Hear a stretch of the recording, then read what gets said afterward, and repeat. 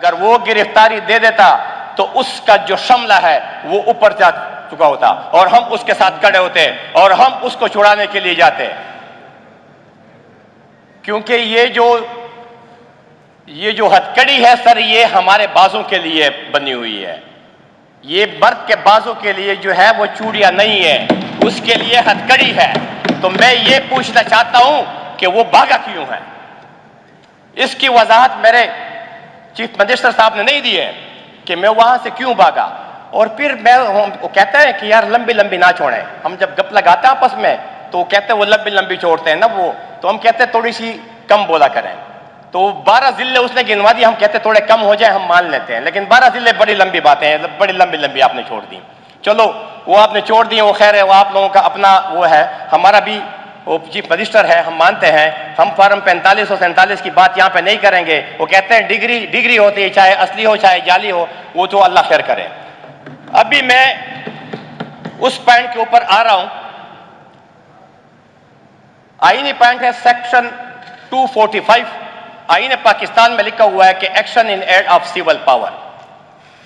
आप सर यहां पे रोना रो रहे हैं, लेकिन खुद आप देख ले पीटीएम का यहां पे जरगा हो रहा है और उसके ऊपर जुल्म और बर्बारियत और फस्ताइयत का जो पहाड़ तोड़े गए हैं, और वहां पे मुझे तो करबला का मंजर पेश हो रहा है वहां पे।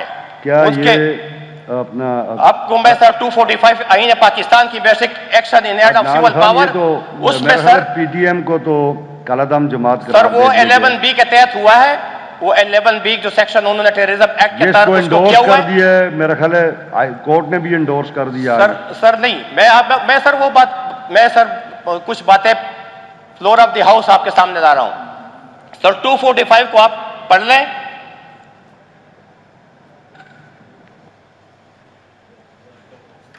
सर ये सर 245 में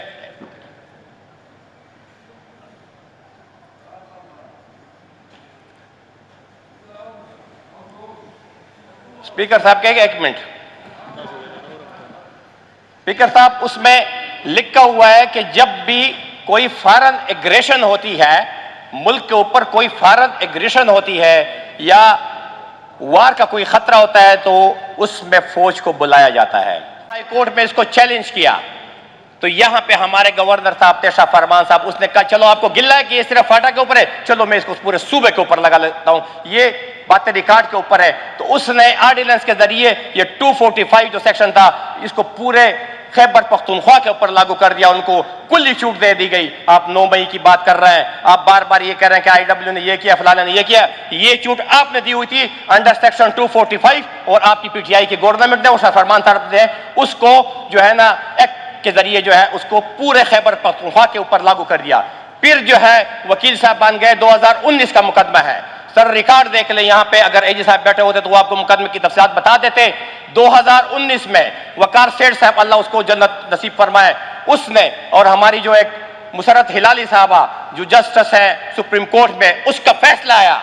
उसने कहा यह गैर आईनी है और गैर कानूनी है और इसके लिए एक कमेटी बनाई जाए। उसकी तफसीलात में मैं नहीं जाना चाहता हूं। और उसने कहा जितने भी एंटरटेनमेंट सेंटर है उसको बंद होना चाहिए और जितने भी वहां पे लोग कैद हैं उनके खिलाफ अगर मुकदमा है तो वो सिविल कोर्ट में चलाया जाए और उसके लिए कमेटी बनाई जाए और जो लोग बेगुनाह हैं उसको एक बॉन्ड के जरिए रिहा किया जाए। ये सारी बातें सर रिकॉर्ड के ऊपर है। उन्होंने ये फैसला दे दिया, फिर आप ही की पीटीआई की गवर्नमेंट गई और सुप्रीम कोर्ट में उसके ऊपर स्टे ले लिया और फिर आप रोना रो रहे हैं यहां पे कि हमारे साथ ज्यादती हो रही है, हमारे साथ ये हो रहा है। ये स्टे रिकॉर्ड के ऊपर सुप्रीम कोर्ट में पड़ी हुई है और आज तक उसके लिए मैं तारीख नहीं लग रही है। बातें तो हम बहुत सुन रहे हैं।